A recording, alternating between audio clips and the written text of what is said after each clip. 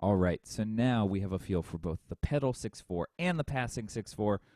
It's time to really dive in here, and it's time to sort of go for the big one here, which is the cadential 6/4. Now, this is, I would say, the topic that is one of the first major conceptual hurdles, and it's also the thing. This may sound a little ridiculous, but it's also the most controversial thing that we've talked about.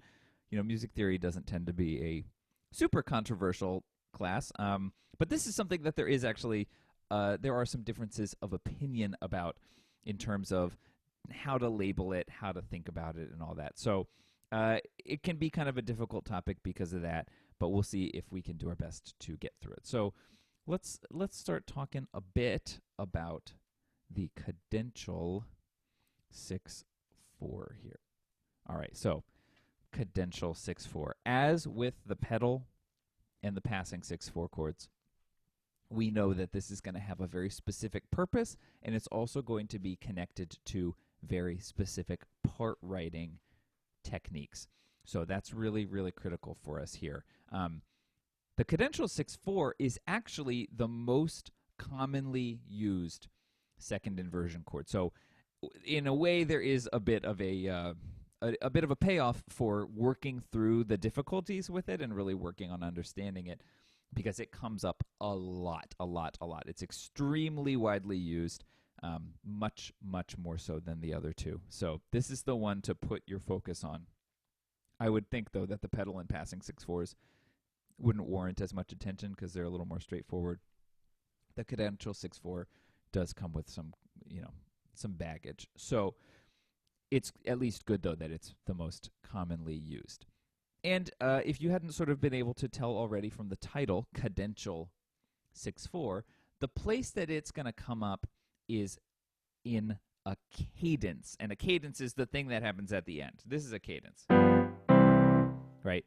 The cadence is the thing that clarifies where we are at the end of a phrase. It tells us that it's over, and it tells us what key we're in. I sort of think of a cadence in many ways like the screen fading to black at the end of a scene in a show or a movie, because it tells you, okay, the characters are going, right? Things are happening. I don't really know what's going on. They're talking. Fade to black, right? That sort of tells you that something has happened there. So the cadential 6/4 is going to happen at a cadence point at the end of a phrase, and it's going to be there as an element of dominant function. Right now, we know that dominant function can sort of mean both the 7 chord and the 5 chord. The cadential 6/4 here is firmly connected to the 5 chord. That's the main dominant chord that we talk about. And so the cadential 6/4 is an elaboration or is an element of that chord. Like I said, the labeling can be somewhat controversial, but if you keep the labeling, if you keep the function in mind, I should say, it's part of the dominant function. It's part of the 5 chord. Things sort of start to work out a little bit better, and we're going to see that it's metrically more accented than the 5 chord. So that's a little bit of background, but let's talk a bit about why we have a chord that's kind of complicated, a chord that's got a little bit of confusion to it. So let's sort of look at a progression here. This is a really straightforward progression, just going from 1 through a couple things, getting there. So here's my progression here.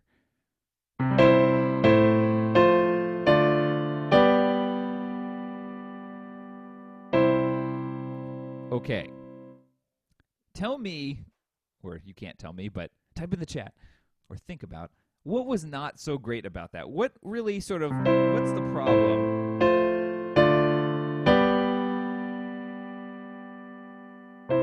with this progression? Keeping in mind that when we say cadential means it's coming at the end of something. So you've been at the concert for a really long time and you get there, thank you for coming to the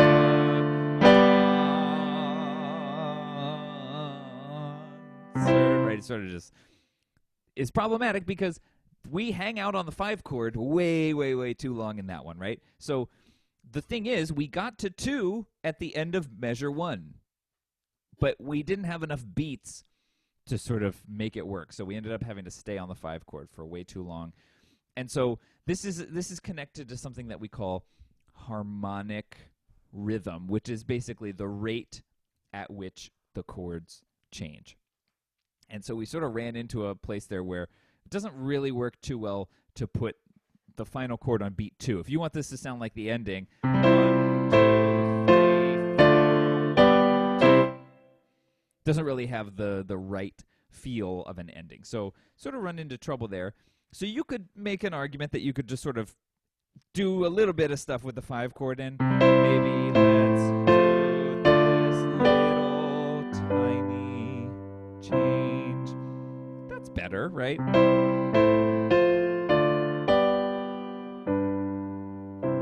But it still kind of feels like we're just stuck on that 5 chord for a bit too long, is how I would describe it. And so what we can do is think, if we want to stay on the 5 chord for a longer time, right? If we want to make it worth our while to stay on that 5 chord, there needs to be sort of an expressive purpose for it.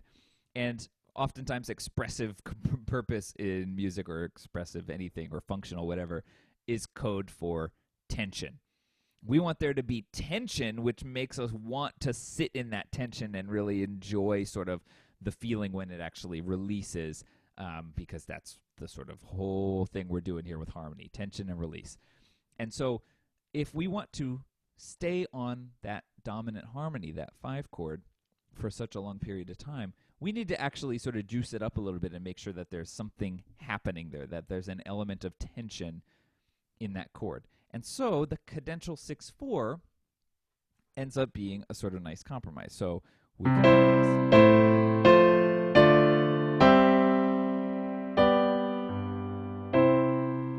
So hopefully in that you are feeling the idea that we have a reason to fill this entire measure now. We're on the 5 chord,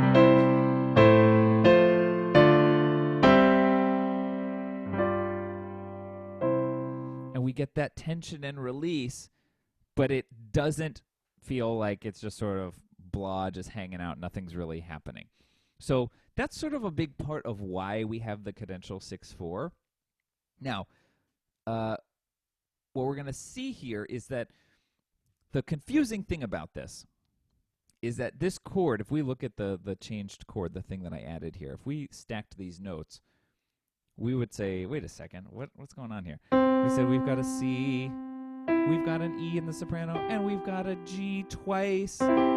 C, E, G, that's a C chord, right? And we would say, if we're in C major, that's a 1 chord. This is why is that labeled 5/6/4? This is a 1/6/4. But the problem is that that's not taking the function of the chord into any sort of consideration, because the 1 chord is the end, right? The 1 chord is the resting point. And if I go through this progression,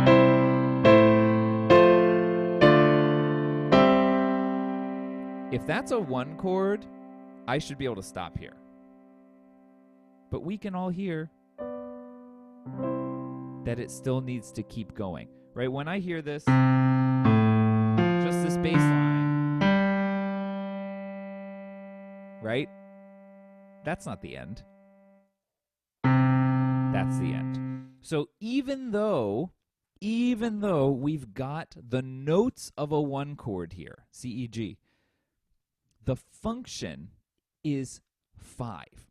And so this is where we have to keep in mind our Roman numeral and our figured bass symbols. They are separate things, right? The Roman numeral, 5 in this case, tells us the function. This is a dominant chord.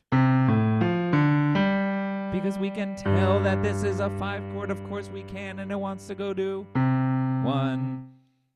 The figured bass tells us the intervals, tells us the notes above the bass, tells us the voice leading. Now, this may be kind of a confusing thing, this whole idea of, what do you mean? it looks like a one chord, but we're going to call it not a one chord just because we're deciding to. It's complicated. And so what I would like to do is let's consider, if you will, the noble banana, right? Consider the banana. What I would say is think about how we name things. Think about how we give things names in our society, right? If I'm saying this is a banana, if I'm calling this a banana, what should I be able to do with it? Well, I would assume that you would say I should be able to eat it, right? If it's a banana, I should be able to peel this sucker and eat it. And if I can't peel it, I can't call it a banana, right? That's how things work. If I can't sit in it, that ain't a chair, right? We don't call things, we don't name things by what they look like. We name them by what we do with them. We name them by their function, right? And if this banana can't be eaten, I can't call it a banana.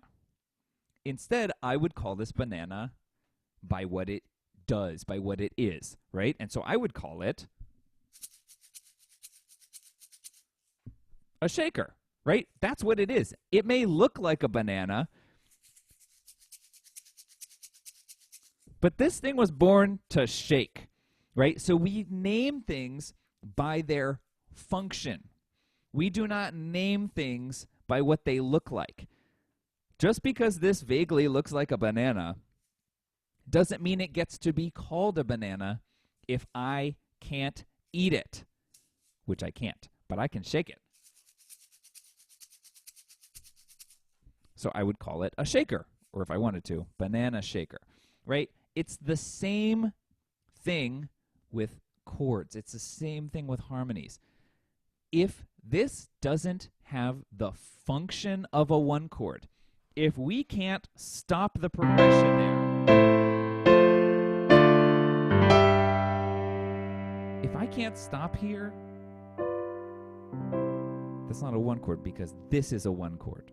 That resting ending, right? So the Roman numeral describes the function. 5, dominant. Figured bass shows the voice leading. So let's sort of get into this and look at the voice leading for the cadential 6/4 here. So we can see that we've got it here. We've got our labeling. And the beauty of the cadential 6/4 is that the labeling, you can see we've got these crazy dashes here, we've got all kinds of things, actually tells us what the part writing is. Okay, we'll get to that in a second. First and foremost, we know that in all 6/4 chords, first of all, it doesn't matter if you're calling this a 5/6 chord, 4 chord, calling this a 1 chord, whatever. Doesn't matter. In all 6/4 chords, we know to double the bass. And so we've got the basses are singing G and the altos are singing G. And that's true right here on the cadential 6/4 and on beat 3 of this measure here. Now, the basses, are sort of dropping it like it's hot, which is a really common thing to see with the cadential 6/4 because it just sounds awesome to be up here and then be down here and then resolve to 1, bum, bum, bum. Right? Why wouldn't you do that? So we would still consider that essentially a common tone, but the octave drop, pretty common. And then, like I said, the labeling shows us what else to do. The 6th and the 4th of the 6/4 chord. Remember, when we say 6/4, we're sort of trained to think, oh, 6/4, that just means second inversion. It is our code for second inversion, but it also literally describes the intervals above the bass, right? So remember, when you see 5 here, that's telling you what the bass is. That's telling you the function. 5 is in the bass. And if I'm in C, 1, 2, 3, 4, 5, C, D, E, F, G, 5 is in the bass, G, absolutely. And so to spell this chord, if I know that this is a 6/4 chord, I just need a 6th above the bass, 3, 4, 5, 6, G to E is a 6th, G to E, and a 4th, G G up to C, sixth above the bass, fourth above the bass. And those notes are both going to resolve stepwise downwards to a fifth above the bass, G to D, and a third above the bass, G to B. Sixth above the bass resolves to a fifth above the bass. Fourth above the bass resolves to a third above the bass. Right? So with this thing, it does not, remember, consider the banana. It does not start out as a 5 chord, right? On the cadential 6/4, it's not acting all the way like a 5 chord, right? It's not, and it's certainly not acting like a 1 chord.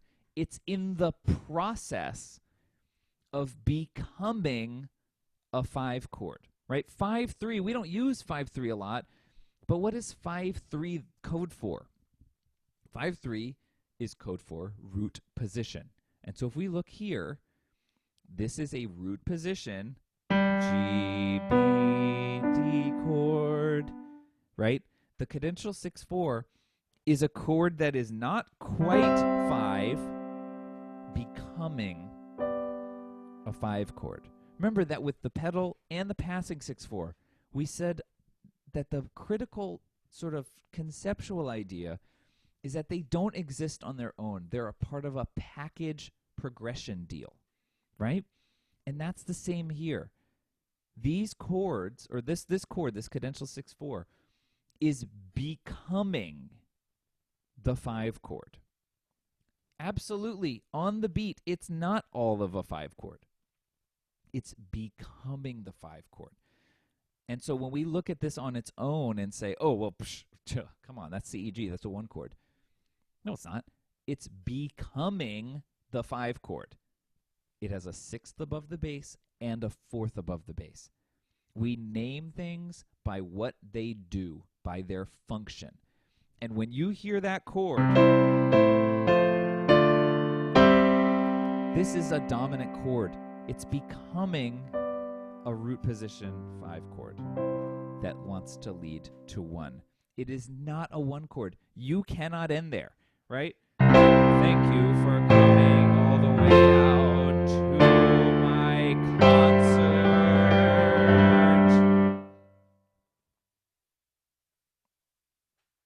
Come on, right? We need an ending. We need a cadence. We need 5/1 because you can hear this is not a 1 chord. We cannot end there, right? So always remember, the Roman numeral 5 tells you what goes in the bass. 5 goes in the bass. And the 6 and the 4 tell you exactly which notes to have above the bass, a 6th above the bass, and a 4th above the bass. And these lines, look, it's telling you, look, the 6th above the bass will become the 5th above the bass. E is moving downwards to D, which is a 5th above G, right? We've got 6th above the bass, moving down to a 5th above the bass, and the 4th, C. A 4th above the bass is moving downwards to a 3rd above the bass. The part writing is written in the labeling, all right? So if we looked at this, we could sort of see some analysis here using a couple second inversion chords. And the thing to point out is that the function of this is going to tell us what to call things. So I'm going to not spend too much time on this, but if we go through at the beginning here, we've got a passing 6/4, right? So we've got this 1 chord going to a 1/6 chord, sorry. That passing motion gives us that 5/6, and the 5/6 in this case is all about filling in the space between these 1 and 1/6 chords. When we get to the ending here, we've got this cadential 6/4, which on the surface it looks like 5/6/4 is that this, that should be the same as this. But remember, it's becoming the 5 that we are expecting. It's becoming the root position 5 chord, the 4-3, or sorry, the 5-3 version of it. And we can see here, we've got the bass, which is 5 in F major. 1, 2, 3, 4, 5. F, G, A, B flat, C. And above the bass, we've got a 4th, which is F, and a 6th, which is A, and they're moving down A to G, F to E. Right? So, that's the cadential 6-4. I know it's complicated, but remember, always, always, always consider the banana. We name things by what they do, not by what they look like. It may look like a 1 chord, but it is not acting or functioning like a 1 chord.